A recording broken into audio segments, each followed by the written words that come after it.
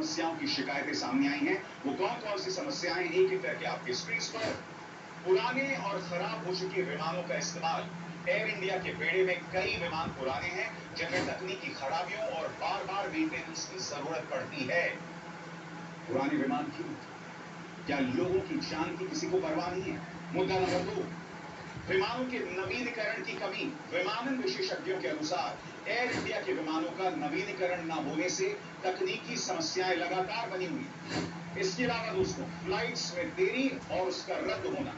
तकनीकी खराबियों के कारण उड़ानों में देरी और रद्द होने की घटनाएं लगातार बढ़ी। इसके अलावा जो पूरा बेड़ा है उससे इंटीग्रेटेड होना चाहिए था, उसका एकीकरण होना चाहिए था, मगर ऐसा नहीं है, अव्यवस्था बनी हुई है। बेड़े के एकीकरण में अव्यवस्था। विस्तारा और एयर इंडिया के विमानों के एकीकरण में गड़बड़ी के कारण कई बार यात्रियों को बुक की गई सुविधाएं नहीं मिल पाती, जिससे तकनीकी और संचालन संबंधी दिक्कतें पेश आती हैं। इसके अलावा बोइंग 777 जैसे पुराने विमानों को हटाने की सलाह दी गई, क्योंकि ये ग्लोबल स्टैंडर्ड के मुताबिक नहीं है और इनमें तकनीकी समस्याएं ज्यादा आती। यानी कि कुल मिलाकर पुराने विमान, अव्यवस्था, इंटीग्रेशन की कमी, ये तमाम समस्याएं सामने पेश आती रही जब से टाटा ने एयर इंडिया को टेक ओवर किया।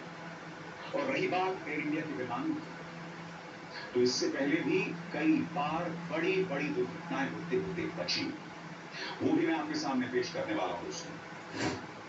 एयर इंडिया में हाल ही के समय में सबसे ज्यादा निम्नलिखित तकनीकी समस्याएं पेश आई। सबसे पहला, हाइड्रोलिक सिस्टम फेल होना। तिरुचिरापल्ली से शारजा जा रही फ्लाइट में हाइड्रोलिक फेलियर हुआ, जिससे पायलट को इमरजेंसी घोषित करनी पड़ी और विमान को कई घंटे हवा में घुमाना पड़ा। केबिन प्रेशर की समस्या। मुंबई से लंदन जा रही बोइंग 777 फ्लाइट को केबिन में दबाव संबंधी तकनीकी खराबी के कारण वापस लौटना पड़ा। तकनीकी खराबी के कारण फ्लाइट का लौटना। कई बार उड़ान के दौरान तकनीकी दिक्कतें आने पर विमान को बीच रास्ते में वापस लौटना पड़ता है। दोस्तों,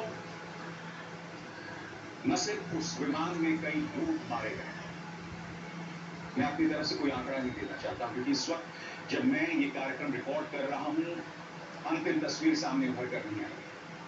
जब तक ये कार्यक्रम आपके सामने आएगा, जाहिर सी बात है, दूध का दूध और पानी का पानी हो जाना चाहिए। हालांकि इस देश में दूध का दूध और पानी का पानी नहीं होता।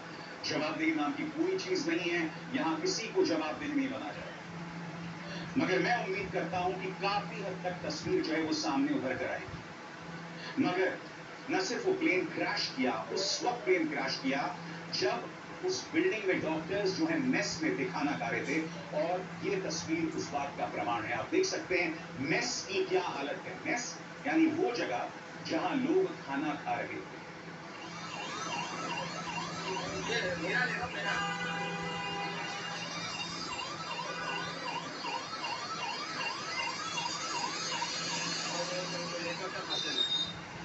मैं जा रहा हूँ, इसके मैं जा रहा हूँ, तो मैं उस पर बाद में कॉल करता हूँ, अभी ये थोड़ा भटका हुआ है।